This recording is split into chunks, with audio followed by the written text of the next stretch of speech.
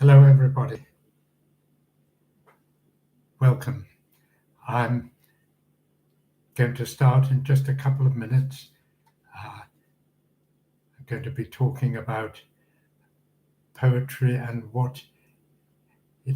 how it can help us, how it helps me, how it has helped a lot of people, some quite famous, some perhaps less famous.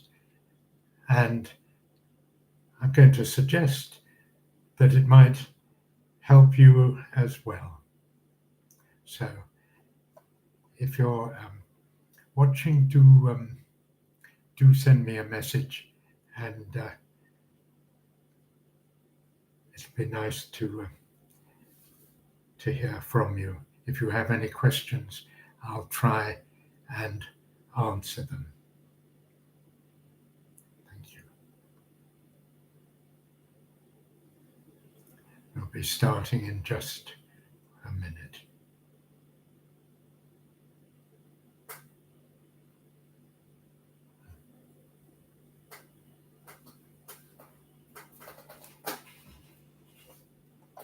This is my book that started me on this journey of poetry on a daily basis. This is my hardcover version, which has fairly recently appeared. It's I think it makes a very good present, because this book is intended to be used every day of the year, really, to refer to. If you like poetry, refer to this book. It's a poem a day and a thought for the day, and also an item of event that happened in history on each day. And I thought I might start by reading from this book the entry for today, because not everybody will be familiar with this book.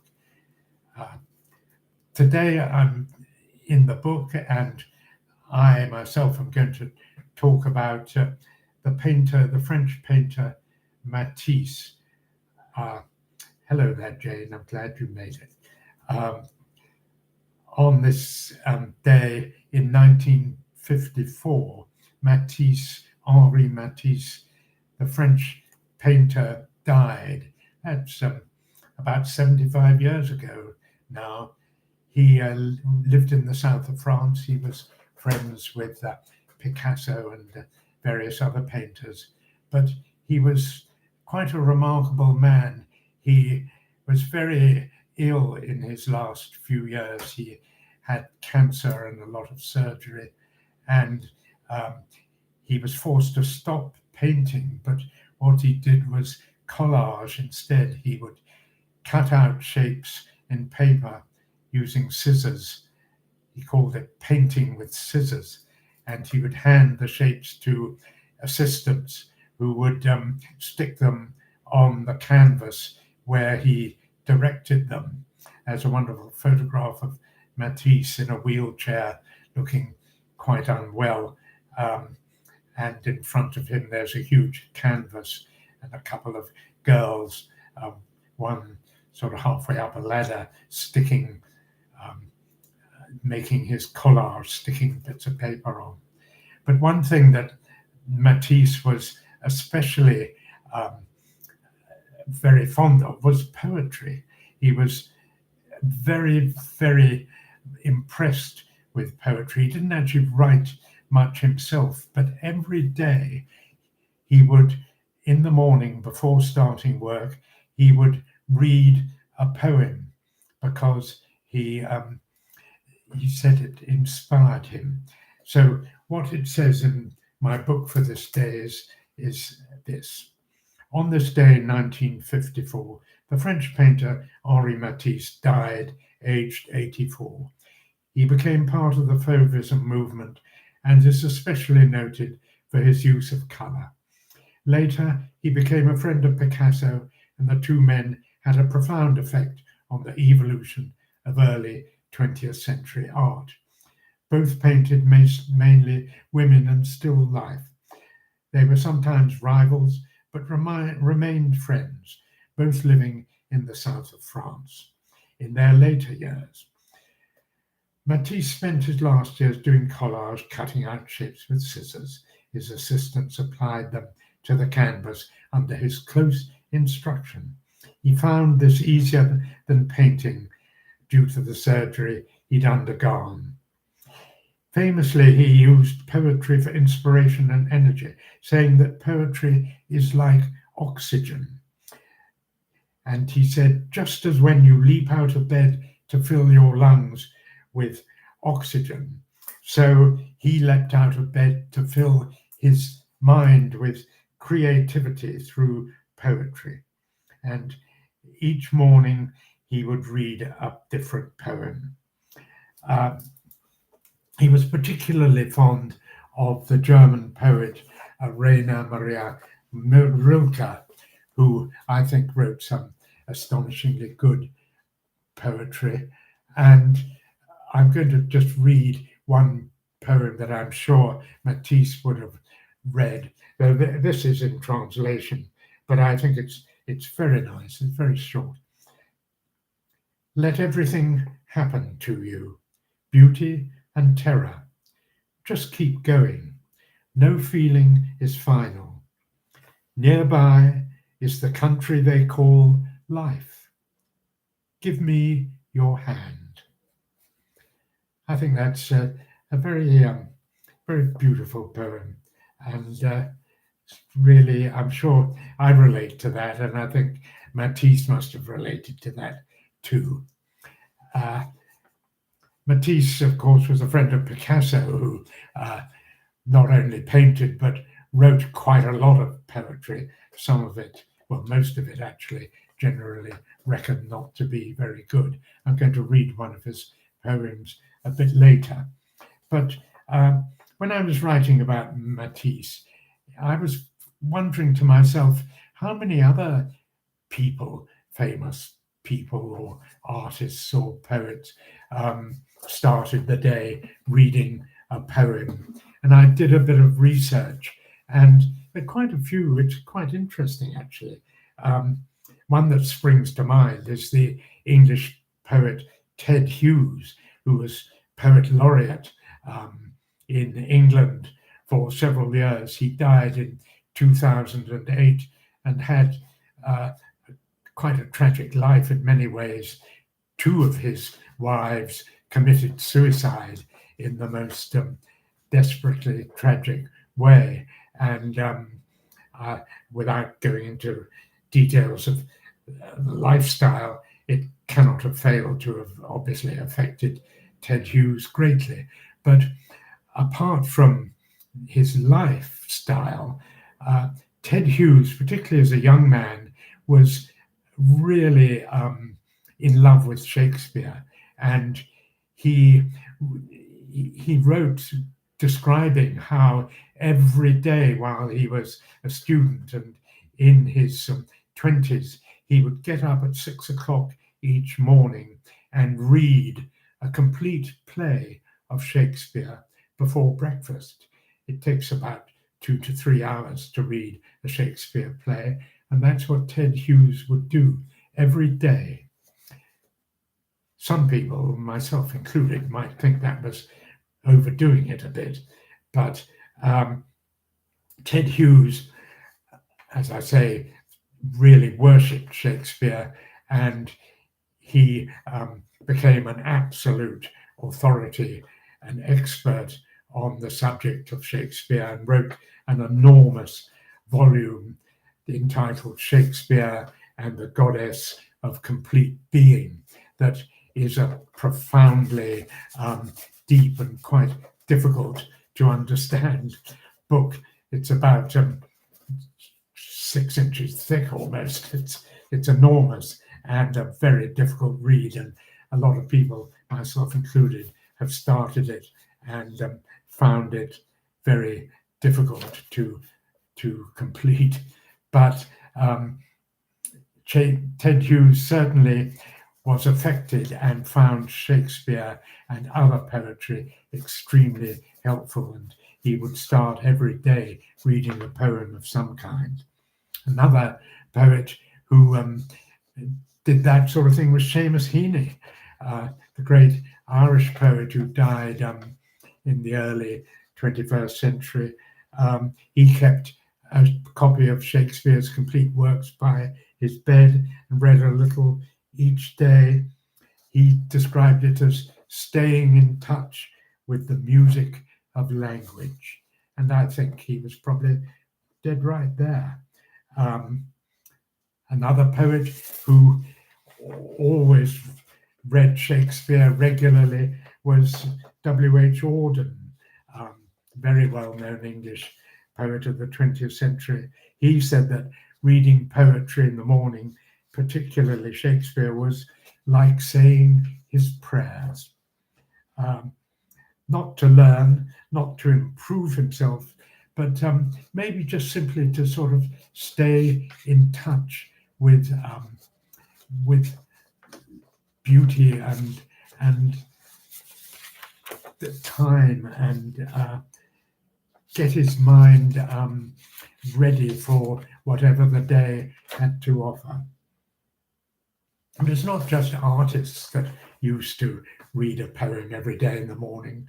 A lot of statesmen and political figures did, and probably do to this day. Nelson Mandela, of course, famously 27 years in prison for political activity. He described it after he came out. He would read a poem every day. Quite often it would be the same poem, the famous 19th century poem Invictus, which I'm going to read now because it gives you an idea of how poetry can inspire people when they're feeling low and down, as no doubt Nelson Mandela and many other people in prison must have felt and still do feel. Here we are, here's Invictus. It's quite short. Out of the night that covers me, black as the pit from pole to pole, I thank whatever gods may be for my unconquerable soul. In the fell clutch of circumstance, I have not winced nor cried aloud. Under the bludgeonings of chance, my head is bloody but unbowed. Beyond this place of wrath and tears looms but the horror of the shade, and yet the menace of the years finds and shall find me unafraid. It matters not how strait the gate, how charged with punishments the scroll. I am the master of my fate. I am the captain of my soul. So it's a poem that can't fail, I think, to stiffen the sinews, summon up the blood, as Shakespeare would say. I remember a few years ago, strangely, I was asked to give a talk on poetry to the Church of Scotland in Edinburgh when I was living in Scotland. Can't quite remember now. I think it was something to do with the Burns Night, something like that. Anyway, I started giving this talk, and I talked about Nelson Mandela and Invictus, and I read the poem. When I finished, a lady in the audience, it was quite a big audience actually, stood up and said, well, we think that Nelson Mandela was inspired by God, not by poetry. And that rather sort of stopped me short. And I sort of said, no, it's Nelson Mandela definitely said that it was this poem Invictus that was the one thing that kept him from going crazy, really. But in fact, thinking about it later, I realized we were both right, really, because I do believe that God speaks through other people. You know, I have no problem believing that God speaks to me, and I think that one way he speaks is through poetry, I think there's an awful lot of spiritual inspiration in poetry. So, Nelson Mandela may have thought it was just a poem, but maybe it was God speaking to him through the poem. Anyway, it kept him going for 27 years in prison, which is not something many people could stand, I should think. Another great statesman who spent years in prison was the Czech President Václav Havel, who said on his release that he had written poetry and had read it regularly to remember who he was when everything around him and everyone around him seemed to be trying to make him forget. Abraham Lincoln, another person who wrote poetry and regularly read and carried poems with him. And you can sort of tell that in the way his speeches, listening to an Abraham Lincoln speech, you can tell that he must have had an interest in literature and poetry. He said himself once, "I am in need of no more facts. I know enough facts about just about everything. What I need is the right words to bear them and to talk about them."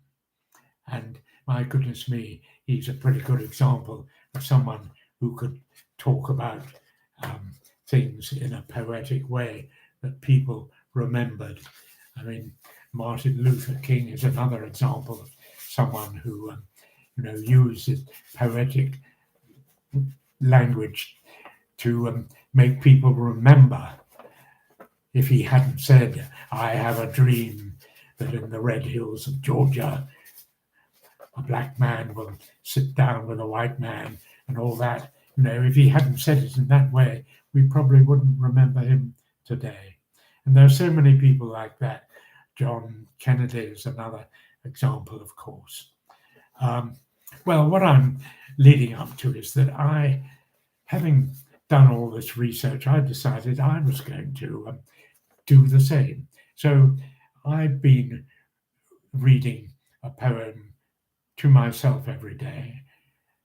And of course, I on social media, I read a poem out loud every day, and that is extremely therapeutic, I find. But the simple act of starting the day with a poem, I find extremely helpful and really settles me to become open-minded to whatever may happen during the day, and also kind of accepting of what may happen, because I know that if I just take things a day at a time, I will be able to handle whatever is thrown at me. And I'll just give an example of the poem I read today, which I think is one of the greatest poems ever written, actually. It's Shakespeare's Sonnet 29. And if you bear with me, I'll read it now. I think I could read this almost every day and feel uplifted. Sonnet 29. Here it is. When in disgrace with fortune and men's eyes, I all alone beweep my outcast state, and trouble deaf heaven with my bootless cries, and look upon myself and curse my fate, wishing me like to one more rich in hope, featured like him with friends possessed, desiring this man's art and that man's scope, with what I must enjoy, contented less. Yet in these thoughts, myself almost despising, haply I think on thee, and then my state, like to the lark at break of day arising, from sullen earth sings hymns at heaven's gate. For thy sweet love remembered such wealth brings, that then I scorn to change my state for kings. I think that's just such an astonishing poem. It takes us on a journey. It begins with loneliness, when in disgrace with fortune and men's eyes I all alone, beweep my outcast state. And then it takes us to, we have all known that feeling, that it takes us to the memory of someone we have loved. Yet in these thoughts myself almost despising, haply I think on thee. And then my state, like to the lark at break of day, of rising. And it's just astonishing imageries. I think, Shakespeare, we are just so lucky to have him in our sort of consciousness and in our national character. It's as if a poem is not so much just entertainment. It's like having a kindly hand placed on your shoulder, as someone once said. So, tomorrow morning, before the news, before all the noise of the day and the pressures reach out to claim you, why not sit somewhere quiet? It doesn't take long, just a few minutes, and open a book and read a small poem yourself to remind yourself that you're not alone, and just, it's not to escape life, but to help you enter daily life more easily. That's my recommendation for today. So many other people have tried it and found it really, really helpful. So there we are. Poetry can really help, I think. And I hope you agree with me. It's nice to see other people joining us. And thank you, Miss Beck. She says she's going to try what I've just recommended. Start your day with a poem. I said I'd read a poem by Picasso, who was a friend of Matisse. And Matisse, of course, started his day with a poem. I don't know if Picasso started his day reading a poem, but he certainly wrote an awful lot of poems. Quite a few of them were considered pretty bad. A few of them are considered too pornographic even to consider reading. Some of them are just a bit sort of boring, but poetry, on the other hand, is very much what an individual makes of it. What I think is bad may be to you extremely good. It doesn't matter. Poetry is entirely subjective. You are the judge whether you're writing or reading poetry.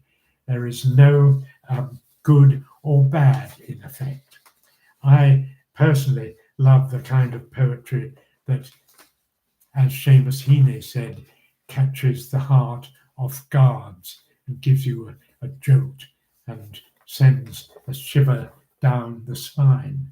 But it does. Other people may just like the imagery or the ideas that come from poetry. Anyway, this is a poem by Picasso that I'll leave you to judge. It's called I Walk a Lonely Road. Here we are. I walk a lonely road, the one and only one I've ever known. I don't know where it goes, but I keep walking on and on.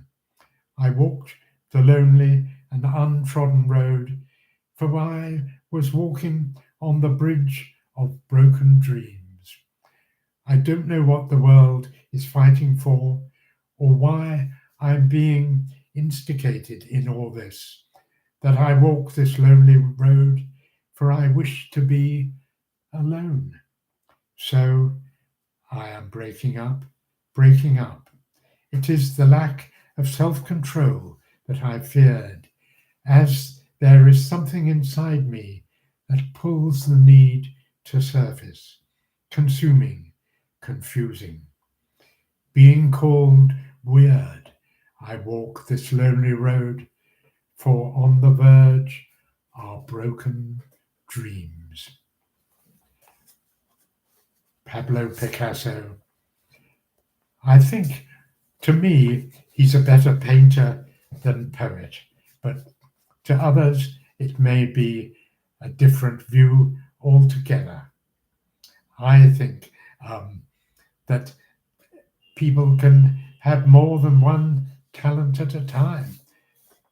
And Picasso has given so much to the world. Poetry, well, there it is. People sometimes ask me, what my favorite poem is, and it changes from moment to moment, day to day. But there are one or two constants, poems that I always turn back to, and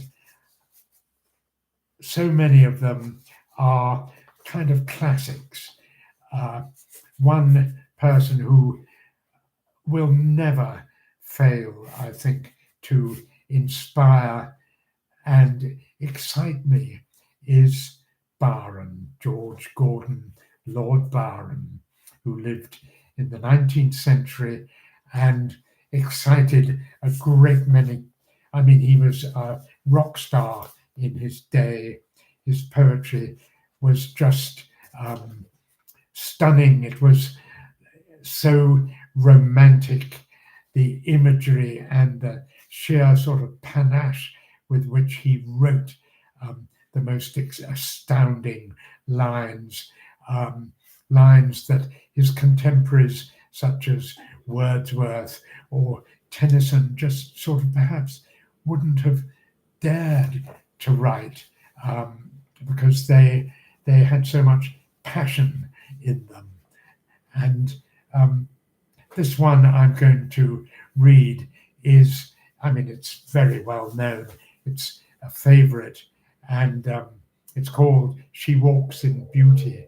To me, it has, particularly the opening, it has a feeling of Shakespeare about it almost. I can imagine Shakespeare writing the first line, but the passion that comes out is something that Shakespeare sort of does more obliquely, really. The story about this poem of Byron's, She Walks in Beauty, is that he was at a ball in London one evening when he met a very beautiful lady, a young widow. She'd been very recently widowed, and she was dressed all in black with dark hair, dark eyes, and she was wearing a lot of diamonds. And you can imagine in the candlelight what a beautiful sight that must have been. And of course, Byron was always taken by beauty, particularly beautiful ladies. And when he got home, he wrote this poem. He just couldn't get her out of his mind. And I think it's really an amazing bit of work. Here we are. She walks in beauty like the night of cloudless climes and starry skies, and all that's best of dark and bright meet in her aspect and her eyes, thus mellowed to that tender light which heaven to gaudy day denies. One shade the more, one ray the less, had half impaired the nameless grace, which waves in every raisin tress, or softly lightens o'er her face, where thoughts serenely sweet express how pure, how dear their dwelling place.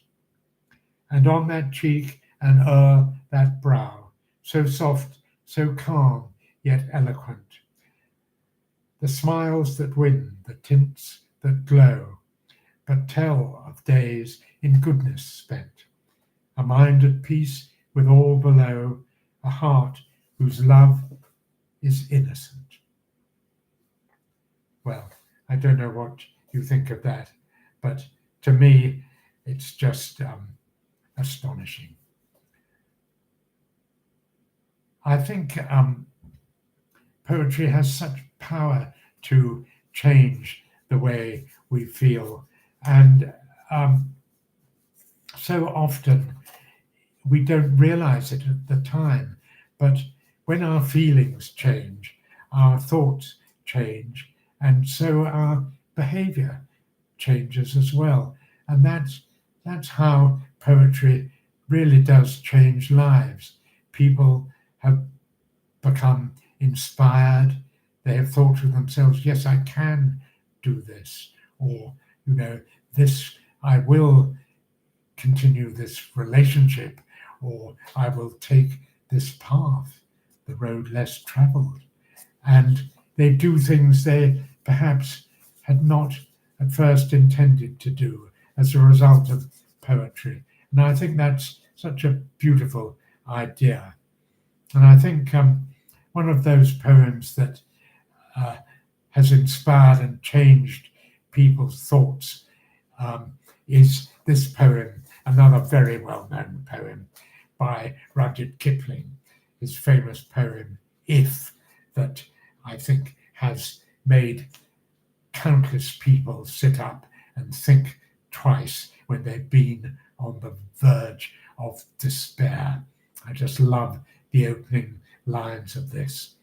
If you can keep your head when all about you are losing theirs and blaming it on you, if you can trust yourself when all men doubt you, but make allowance for their doubting too, if you can wait and not be tired by waiting or being lied about, don't deal in lies, or being hated, don't give way to hating, and yet don't look too good nor talk too wise.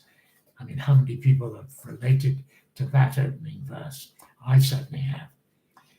So many times, all about me have been losing their heads and blaming me, quite often justifiably, but it doesn't mean to say you have to give up. And the poem goes on. If you can dream and not make dreams your master, if you can think and not make thoughts your aim, if you can meet with triumph and disaster and treat those two impostors just the same, if you can bear to hear the truth you've spoken, twisted by knaves to make a trap for fools, or watch the things you gave your life to broken and stoop and build them up with worn out tools. If you can make one heap of all your winnings and risk it on one turn of pitch and toss, and lose and start again at your beginnings, and never breathe a word about your loss. If you can force your heart and nerve and sinew to serve your turn long after they are gone, and so hold on when there is nothing in you except the will which says to them, hold on. If you can talk with crowds and keep your virtue, or walk with kings and lose the common touch, if neither foes nor loving friends can hurt you, if all men count with you, but none too much, if you can fill the unforgiving minute with 60 seconds worth of distance run, yours is the earth and all that's in it, and which is more, you'll be a man, my son. Isn't that great? How can that fail to inspire people who read it? Gosh. Well, poetry does so much for people, I think. And sometimes poetry is just a very calm but inspiring way of opening our minds to beauty. And it can come as quite a surprise sometimes, I think. And I do want to read another poem by a remarkable man, just about as different from Lord Byron or Rudyard Kipling as you can get. He's Wallace Stevens, this man who lived in the 20th century. He was an executive of an insurance company in Hartford, Connecticut, in America. And that was his day job. He would go to work every morning on the train or by car, and on his way to work, or sometimes in his lunch hour or in the evening, he would write scraps of poetry. And in the office, he would hand them to his secretary, who would type them up and give them back to him as finished poems. And it's such a sort of unromantic, if you like, way of writing poetry. But my goodness, he had a unique way of looking at the world and has opened so many people's minds to new experiences. I just think the sort of poetry he writes is wonderful. And some people today genuinely think he is the finest poet they've ever come across. And I think he's pretty good. He's so good at just putting a different aspect on things. This poem I'm going to read is called The Idea of Order at Key West. It's very well known. And it's the whole story, the backstory, if you like, is Wallace Stevens, the poet, was on holiday with a friend down at Key West in Florida.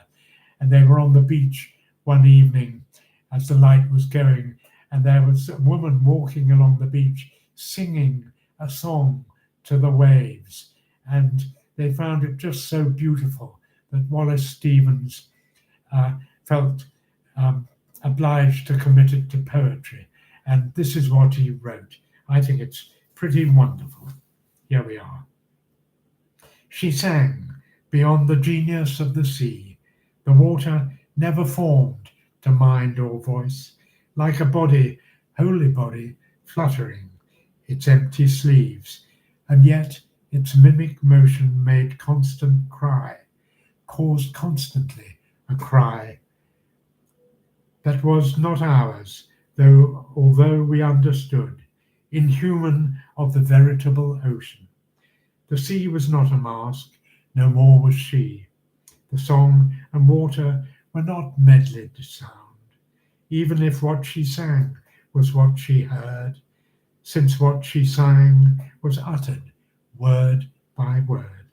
It may be that in all her phrases stirred the grinding water and the gasping wind, but it was she and not the sea we heard. For she was the maker of the song she sang. The ever-hooded, tragic-gestured sea was merely a place by which she walked to sing. Whose spirit is this, we said, because we knew it was the spirit that we sought and knew that we should ask this often as she sang. It was only the dark voice of the sea that rose, or even coloured by many waves. It was the outer voice of sky and cloud, of the sunken coral water-walled. However clear it would have been, deep air, the heaving speech of air, a summer sound, repeated in a summer without end, and sound alone. But it was more than that, more even than her voice and ours, among the meaningless plungings of water and the wind.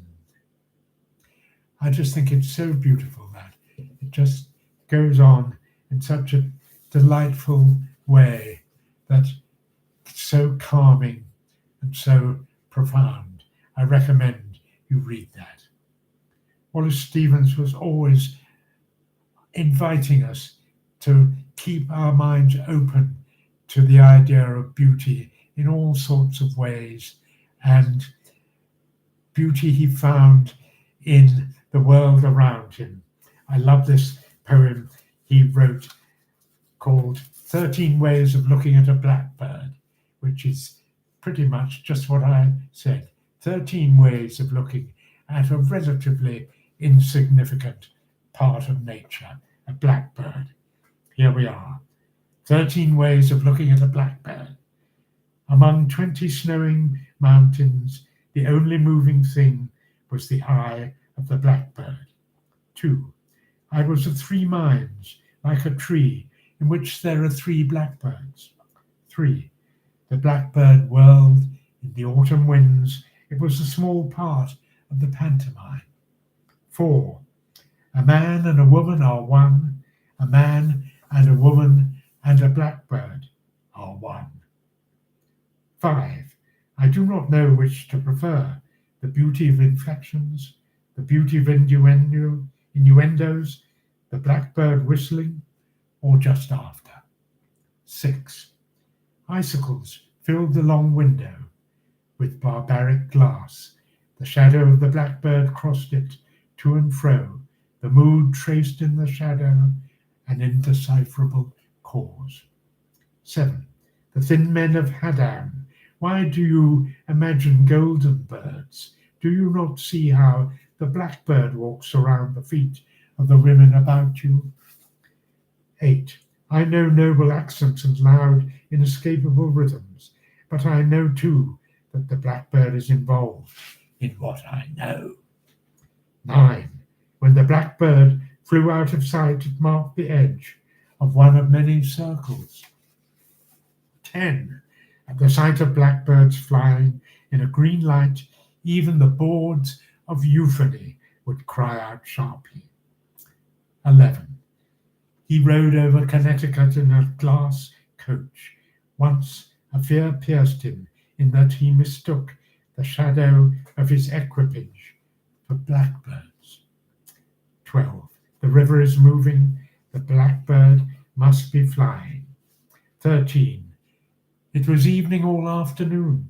It was snowing, and it was going to snow. The blackbird sat in the cedar limbs. That's an example of poetry, modern poetry, opening your mind to new ideas. It's a challenge. Poetry started challenging people before then, but it's grown more challenging gradually as time goes on. T.S. Eliot, another person who challenges us in his poetry. He died, of course, towards the end of the 20th century. He was such a brainy person. So much of his poetry challenges you just to understand what on earth he's talking about. But he's also a person who produces wonderful images, wonderful ideas, and sometimes just the rhythm of his meter changes the whole way you're feeling. I absolutely love his poetry. I'm just going to finish by reading this wonderful poem of his called Marina, which starts with a Latin quote, which can be off-putting to some people. And perhaps Eliot is challenging us right there, but perhaps not. The quote he starts with is, Quis hic locus, que regio, que mundi plaga, which translates as, what is this place? What region? What part of the world is this? And it continues. What seas, what shores, what grey rocks, and what islands, what water lapping the bow, and the scent of pine and the wood thrush singing through the fog. What images return, O my daughter? Those who sharpen the tooth of the dog, meaning death. Those who glitter with the glory of the hummingbird, meaning death. Those who sit in the style of contentment, meaning death.